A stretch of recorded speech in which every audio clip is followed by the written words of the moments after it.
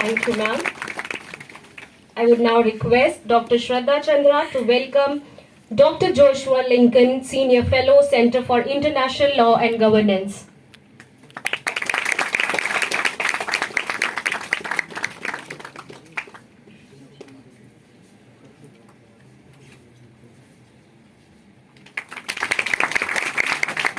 Shraddha ma'am, I would request you further to welcome our presiding chairman, Professor Manoj Dixit, head of the Department of Public Administration, for presenting him bouquet. Last but not the least, I request Mr. Avinash Kumar to welcome the convener of this program, Dr. Vaishali Saxena, with the bouquet of flowers.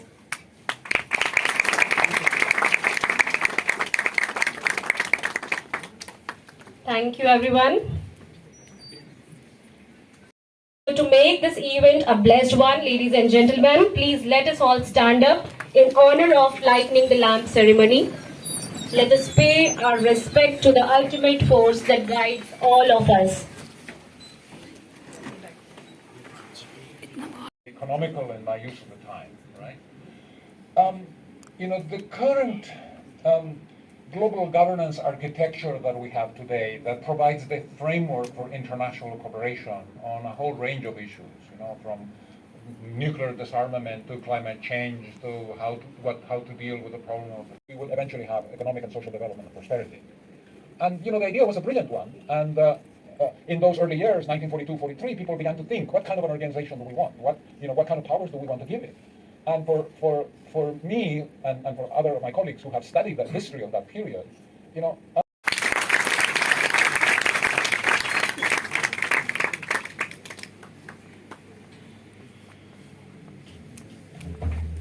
Respected sir, we are in awe of your ideas about our common future which we want to see, where we manage our resources, where we respect our environment, and where we could foster humanity by using technology positively and not making misuse of it. Thank you, sir. In furtherance of our panel discussion, allow me to introduce our second esteemed panelist here today, Dr. Arthur Leon Dahl. Respected sir is President, International Environment Forum. He is also on the advisory board of the Global Governance Forum. Sir is retired Deputy Assistant Executive Director of United Nations Environment Program with 50 years of international experience in environment and sustainability. Sir, I would request you to take this discussion to further levels ahead through eloquent address to us. Sir, please.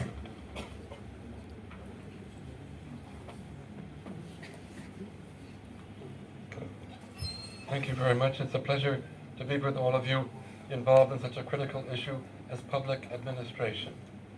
And for me, the idea of public administration is really organizations how do we take care of the common good? I mean, but public administration is really how do we manage the common good?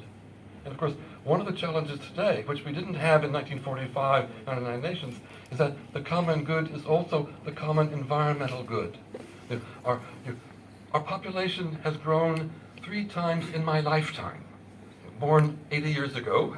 And so you think, for every one person there, now there are 3 on the planet. And we've reached planetary boundaries and shooting beyond them in all sorts of areas. In climate change, biodiversity loss, and excessive use of fertilizer and chemicals, in all the new chemicals we make, they're poisoning us in one way. We only discover much later. This is an example. Somebody, a couple of the other day, said, how can we convince politicians to do something about pollution in Europe? So they took some hair samples from the members of the European Parliament and sent them to a laboratory.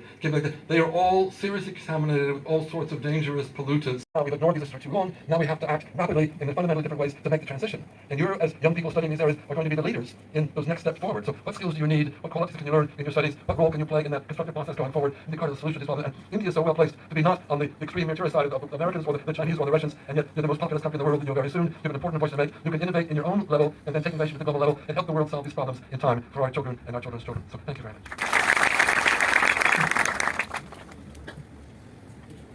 Thank you so much, sir, for sharing your understanding on this subject matter to us. I would take pleasure to introduce our third esteemed panelist, Dr. Joshua Lincoln. Respected sir is a senior fellow at Center for International Law and Governance. Between 2013 and 2009, Dr. Lincoln served as a Secretary General of the Baha'i International Community. Between 2000 and 2013, sir worked on global peace and security issues at United Nations as well.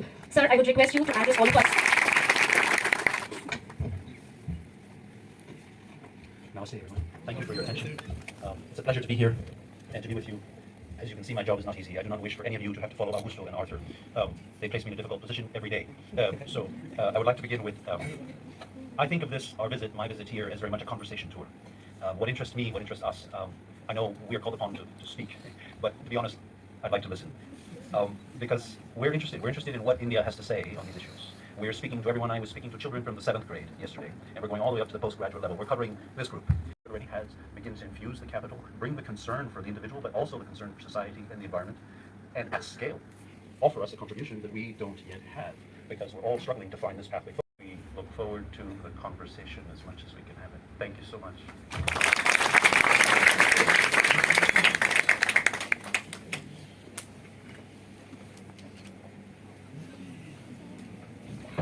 Thank you so much, sir. Indeed, it has been a very enriching discussion. Now, I would introduce our presiding chairman, Professor Manoj Dikshit. Sir is the guardian of our department, the Department of Public Administration, Lucknow University. Sir has recently served as Vice Chancellor of Dr. Ram Manohar Lohia, Awadh University, Ayodhya. He is also a giant scholar in tourism and public policy. And sir has been visiting professor at many places in abroad too. Sir, I would request you to take the podium as representative of India on these matters, and please enrich all of us with your address. So please.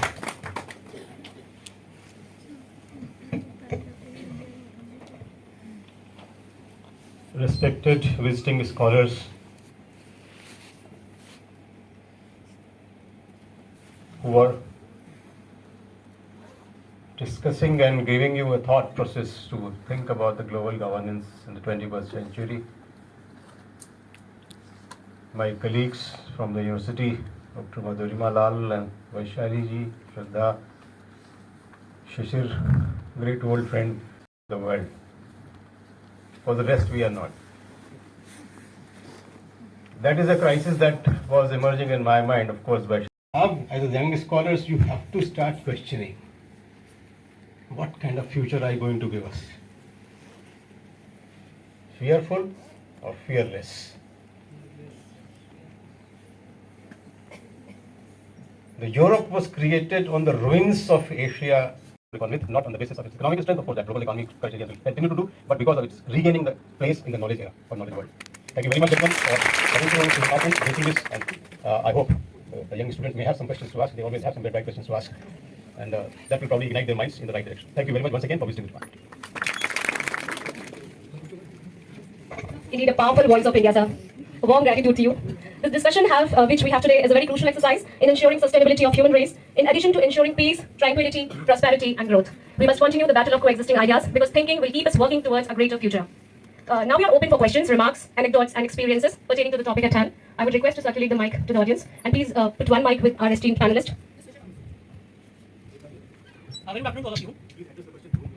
So my question is in general to all of you, but especially to you and Dr. Lokesh Carlos. Sir, in the recent years we have seen that the crime is increasing and the insecurity in the globe is increasing, not only in the underdeveloped nations of Asia and Africa, but also in the developed nations like USA and the Western European countries, except the Scandinavian nations. And so like mass shooting in US schools is an example of that. Sir, so really we are talking about social development. These countries are considered to be developed in socio-economic factors and in political factors as well. So sir, in these times when the environment is being destructed there also, it has been successfully destructed, the crime is increasing there. So these socio-economic and political factors or indexes really do have a say or a role to play in the present world, or they are just something like in practical indexes. And what factors are there we should be looked upon, and what measures should be taken to solve these issues? Thank you. Myself very much with the concerns that you have expressed.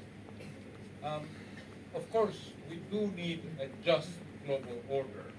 And you could make the argument that maybe the global order that came into being in 1945 was not so just. Right? We have evidence of that. The veto in the Security Council, for me, that's one example. It's not that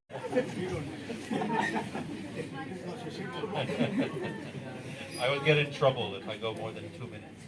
So you've asked very big questions, very good questions. multipolarity at multiple levels. These are two of the features of what I would call an acceleration of pluralism in the world. Because it is the powerful who are controlling things in negotiations, because you have the consensus rule, they've always managed to keep this issue off the table. And I think they're probably still, I haven't heard that they've any breakthrough there as well. Limit ourselves. Okay, this is a very interesting question. If I understood it correctly, it's saying, look, human behavior so far has been largely destructive in every sphere in which we have advanced. When we advanced on land, we have tended to destroy the land. And the question is, as I gave the example of the sea and then of outer space, should we not limit our own exploration? Rest while we'll have tea with sir. So thank you so much, audience, for being so inquisitive and truly representing this Department of Administration. And thank you so much, our respected panelists, for quenching this inquisitiveness of our students. So finally, we have reached the end of what has been a wonderful journey of exchange of ideas. I would like to invite our convener of this event, Dr. Vaishali Saxena, to deliver vote of thanks. Ma'am, please. Thank you so much, Anjali. I'll ask one question to all of you. To boys, I ask, I think all of you need one shirt to wear at a time.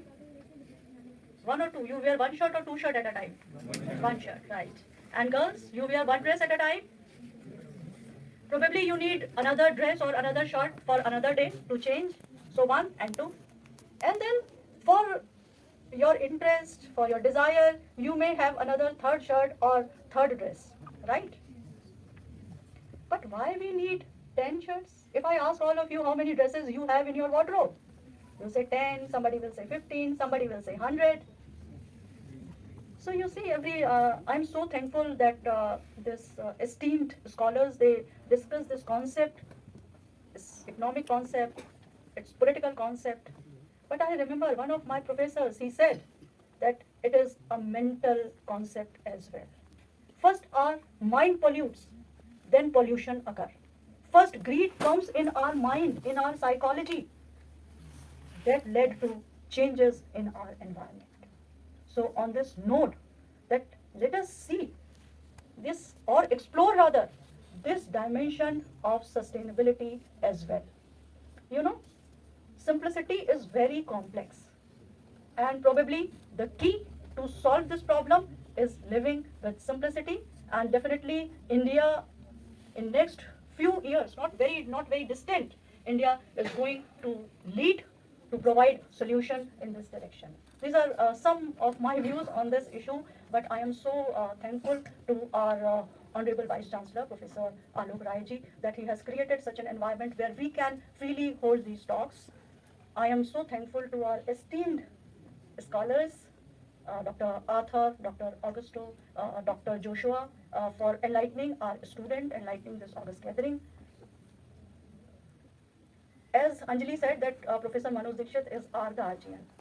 I will tell you, just on 16th night, Dr. Madhurima Lalji, she asked me, can we have this program?